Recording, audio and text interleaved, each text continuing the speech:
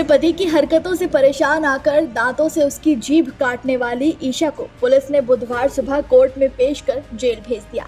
Jail जाते वक्त भी आरोपी ईशा ने अपने पति और ससुराल वालों पर गंभीर आरोप लगाए और कहा कि मैं जेल से लौटकर सब पर केस करूंगी। ईशा का आरोप है कि नामर्द से शादी के बाद मेरी जिंदगी बर्बाद हो गई। मैं अपनी तरह से जिंदगी जीना चाहती हूँ, लेकिन पति और ससुराल वाले चाहते थे कि मैं उनके हिसाब से घर में रहूं।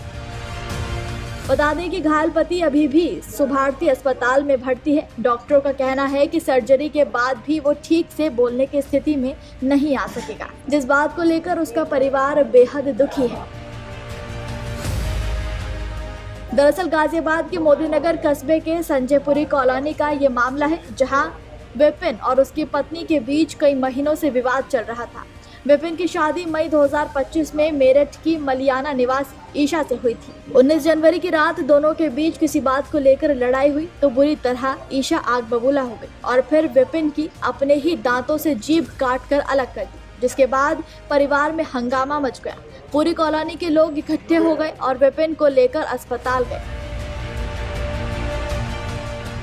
तो वहीं विपिन की मां गीता ने अपनी बहू ईशा के खिलाफ मोदीनगर थाने में केस दर्ज कराया था। गिरफ्तार होने के बाद पूछताछ में ईशा ने बताया, शादी के बाद से ही विपिन मुझे पसंद नहीं था। घर वालों ने मेरे लिए जब लड़का देखा तब ही मैंने कहा था कि मैं इससे शादी नहीं करूंगी, लेकिन परिवार नहीं माना। शादी के कुछ दिन बाद ही विपिन से विवाद होने लगा। वो मुझ पर शक करता था। मैंने कहा था कि मैं अपनी तरह से ही रहूंगी, मेरे काम में टांग अड़ाई तो बिना तलाक दिए ही दूसरी शादी कर लूंगी।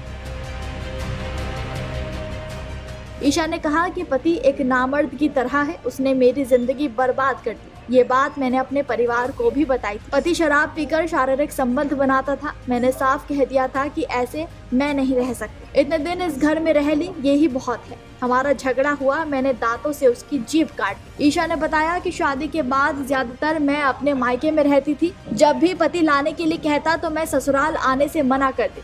शादी के बाद भी अपने मेरठ निवासी बॉयफ्रेंड से मिलती रहती थी। ये बात पति के अलावा सास और ससुर को भी पता चल गई थी। ईशा ने बताया कि कई बार पति मेरा मोबाइल फोन चेक करता था और इंस्टाग्राम और फेसबुक चलाने से मना करता था। कहता था कि रील बनाना उसे पसंद नहीं है। ईशा ने आगे कहा कि अब मैं इस ससुराल में तो कदम रखूंगी नहीं। मेरी सास ने महिलाओं से सरेआम मुझे बेइज्जत करके पिटवाया है। अब मेरा ससुराल से कोई रिश्ता नाता नहीं है। बाहर आकर बॉयफ्रेंड के साथ रहूंगी। ईशा ने यह भी कहा कि पति और ससुरालियों पर केस करूंगी। दहेज के लिए वो लोग मुझे मारते पीटते थे। पति अप्राकृतिक तरह तरह से मेरे साथ संबंध बनाता था। ये थाना मोदीनगर के निवाड़ी चौकी क्षेत्र के अंतर्गत एक संजयपुरी कॉलोनी है, जिसमें पति पत्नी रहते हैं, जिनकी लगभग 1 साल पहले शादी हुई थी। तो उसमें शाम को खाना बनाने को लेकर कुछ विवाद हुआ था।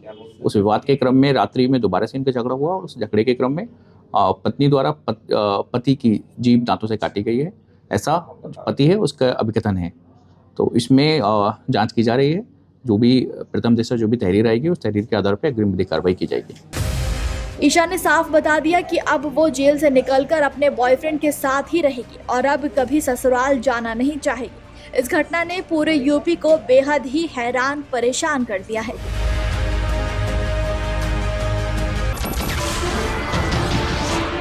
नमस्कार, मैं हूं मानक गुप्ता। अगर आपको हमारा ये वीडियो पसंद आया हो तो इसे लाइक और शेयर जरूर करें और हाँ, हमें सब्सक्राइब और फॉलो करना ना भूलें ताकि आप देश और दुनिया की कोई खबर मिस ना करें। तो जुड़े रहिए हमारे साथ और देखते रहिए न्यूज़ 24।